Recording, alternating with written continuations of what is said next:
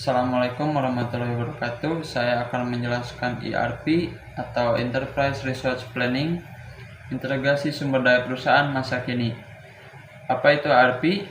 ERP adalah platform terintegrasi sistem informasi yang menghubungkan seluruh proses bisnis perusahaan produksi, keuangan, sumber daya manusia, dan distribusi dalam satu ekosistem terpadu dan efisien. Yang kedua, operasional real time, memudahkan koordinasi lintas departemen, pengambilan keputusan berbasis data real time, dan meningkatkan efisiensi operasional secara keseluruhan.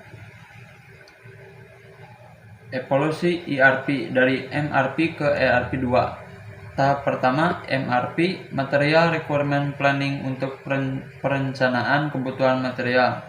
Tahap kedua, Closed Loop MRP, penyesuaian prioritas dan rencana yang fleksibilitas berbasis feedback. Tahap ketiga, MRP 2, menambahkan perencanaan penjualan, keuangan, dan simulasi skenario bisnis. Tahap keempat, ERP, integrasi komprehensif lintas fungsi dan departemen perusahaan. Tahap kelima, Extend ERP 2, pengembangan kompleks sejak tahun 2000 dengan kapabilitas lanjutan. Modul utama ERP, yang pertama manufaktur dan produksi, perencanaan dan kontrol proses produksi. Kedua, keuangan dan akuntansi, manajemen keuangan dan pelaporan. Yang ketiga, SDM, pengelolaan sumber daya manusia. Yang keempat, penjualan dan distribusi, manajemen pesanan dan pengiriman. Yang kelima, material dan rantai pasok, kontrol inventaris dan logistik. Yang keenam, terakhir, CRM, manajemen hubungan pelanggan. Manfaat ERP bagi perusahaan. Yang pertama, efisiensi operasional, pengurangan inventory signifikan, penurunan daya operasional, peningkatan produktivitas proses.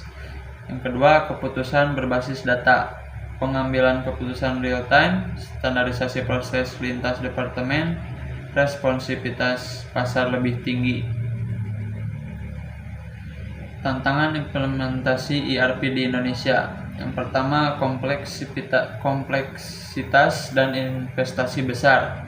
Sistem yang rumit memerlukan biaya implementasi tinggi dan waktu transisi panjang.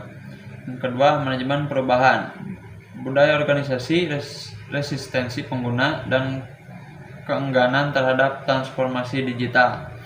Yang ketiga, kesiapan infrastruktur, kapabilitas TI terbatas, kurangnya talenta digital, dan pelatihan pengguna yang tidak memadai.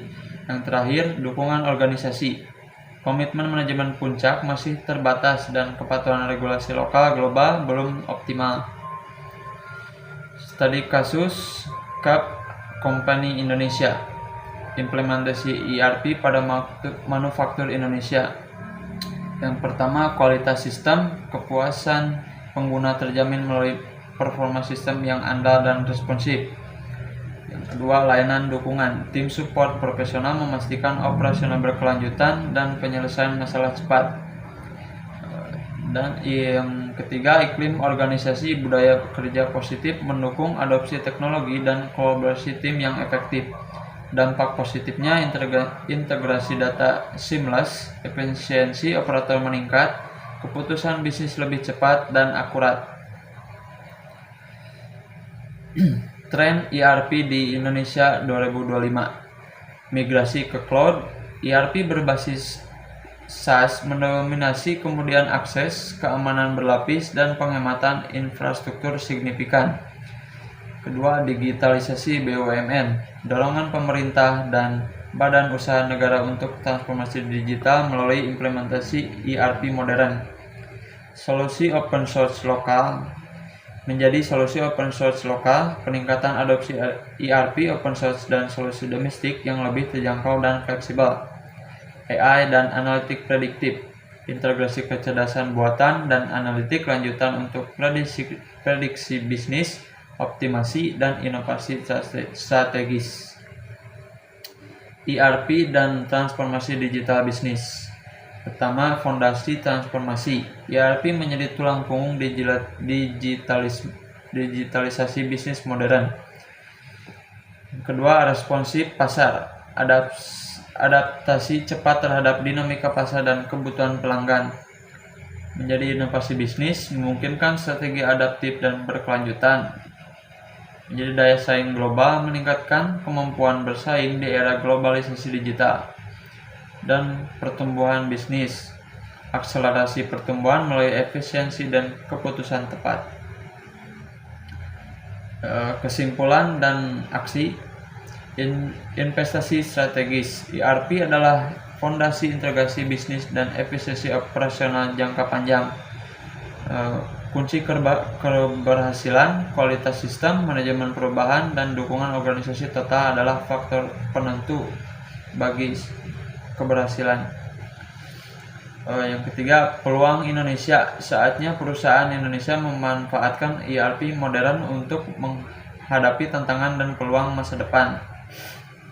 Mulai sekarang, wujudkan transformasi digital perusahaan Anda dengan implementasi ERP yang terukur dan terencana. Sekian, terima kasih.